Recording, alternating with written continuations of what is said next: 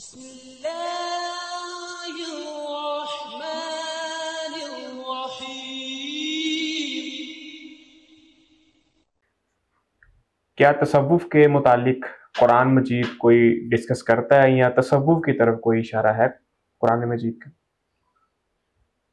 دیکھیں، تصوف کی جو ایک بنیادی چیز کہ جی جو ابتدائی صوفیہ نے آغاز کیا تھا کہ جی اس کا مقصد تزکیہ نفس کرنا ہے، تقوی پیدا کرنا ہے، للہیت پیدا کرنا ہے، تو یہ تو بلا شبہ قرآن ہی کی مطلوب چیزیں ہیں۔ ایک بندہ مومن کے اندر ہونی چاہیے کہ وہ پاکیزہ نفس ہو، تقوی اختیار کرے، للہیت ہونی چاہیے، ہر کام وہ اللہ کی رضا کے لیے کرے، وہ دنیا پرست نہیں ہوگا بلکہ دنیا کو آخرت کمانے کے لیے وہ استعمال کرے گا۔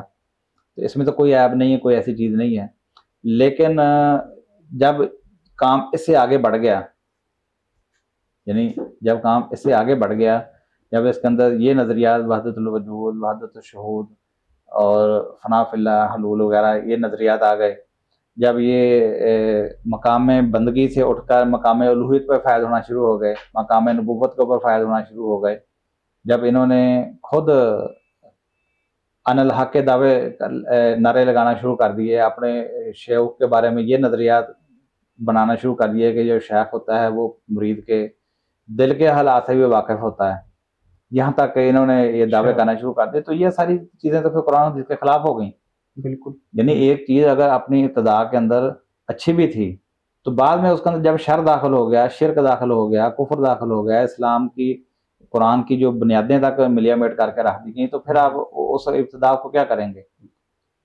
تو وہ جو تزکیہ نفس ہے، وہ جو تقوی ہے، وہ جو للہیت اختیار کرنی، وہ تو اسلام کیا اسلام سے خالی تھا؟ کیا اسلام کی تعلیمات جامع نہیں تھی؟ اسلام ایک کامل دین ہے، کہ جامع دین ہے، صحابہ کرام اسی کو پر عمل کر رضی اللہ عنہ و رضوا عنہ کے منصب کے اوپر فائز ہوئے ہیں، اور یہ انعامات ان کے لیے بیان کیے گئے ہیں، ٹھیک ہے نا، انہوں نے جہاد کی ہے، قربانیاں دی، لیکن وہ شرک جڑ مٹانے والے تھے۔ یہاں تو یہ امت کے اندر جو آج شرک کی جو بڑی بنیاد ہے، اس کے پیچھے یہی تو نظریات ہیں کہ بندے کو جب خدائی اختیارات دیے جاتے ہیں تو اس سے پہلے یہ نظریات قائم کیے جاتے ہیں کہ وہ خدا تک پہنچتا کس طرح، خدائی اختیارات حاصل کس طرح کرتا ہے، تو یہ وہ ساری منزلیں ہیں ان کے پاس، ٹھیک ہے نا۔ اب یہ دیکھیں کہ باعزی بستامی کے بارے میں آتا ہے کہ ایک دفعہ وہ اللہ کے حضور، جب وہ اللہ کے مقام قرب میں پہنچے ہیں، اللہ تعالیٰ کو جب انہوں نے راضی کر لیا تو اللہ تعالیٰ نے کہا کہ باعزید مانگ جو مانگتا ہے، مانگ جو مانگتا ہے، تو انہوں نے کہا کہ میں نے تجھے دنیا اور آخرت کی جو ہے نا وہ مواخذے سے بھی بری کیا، میں نے تجھے ہر چیز تمہیں دی، ٹھیک ہے نا۔ وہ پھر بھی راضی نہ ہوئے۔ پھر اللہ تعالیٰ نے کہا کہ ٹھیک ہے، جنت جہنم تیرے حوالے، عرش و کرسی تیرے حوالے، لوح و قلم تیرے حوالے، ہر چیز تیرے حوالے، ٹھیک ہے، اب تو راضی ہے۔ تو باعث بستامی کہنے لگے کہ اے اللہ تو جانتا ہے کہ میں کیا چاہتا ہوں، ٹھیک ہے۔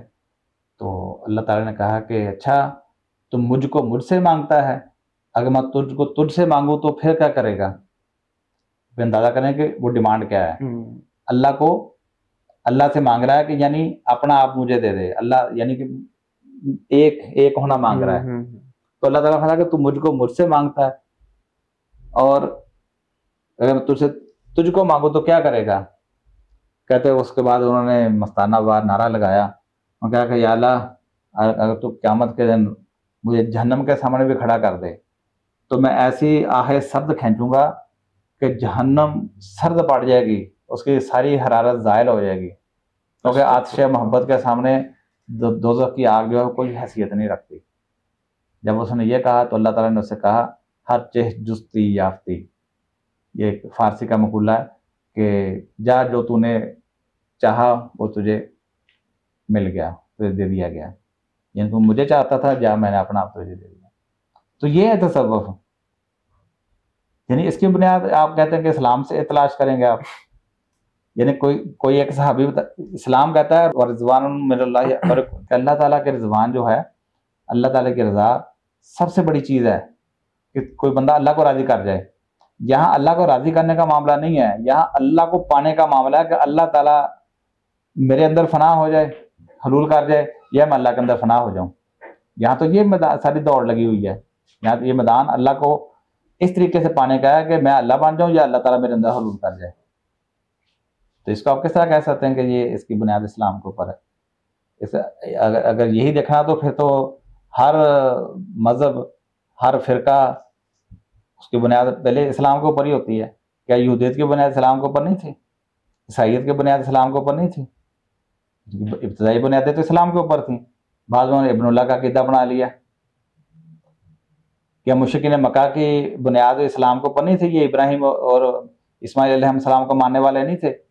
بعد میں انہوں نے کتنے بت تراش کیے. ٹھیک ہے نا. یعنی بنیاد شروع کی بات اور ہے. بات تو دیکھیں کہ اب اس کا انجام کیا ہے، موجودہ حالت اس کی کیا ہے، اس کے جو علمبردار ہیں وہ کس تعلیم کو پھیلانے والے تھے، ان کی کتابوں کے اندر کیا لکھا ہوا ہے. ہم نے صرف یہ نہیں دیکھنا کہ ان کی کتابوں کے اندر یہ آیتیں بھی لکھی ہوئی ہیں، حدیثیں بھی لکھی ہوئی ہیں. انہوں نے تو قرآن و حدیث کو اپنے مقصد کے لیے استعمال کیا ہے. یعنی قرآن و حدیث سے رہنمائی نہیں لی، بلکہ قرآن و حدیث کو اپنے معنی پہنوائے ہیں. ٹھیک ہے نا. یہ ظلم کیا ہے قرآن و حدیث کے ساتھ. ٹھیک ہے ڈاکٹر صاحب، بہت شکریہ.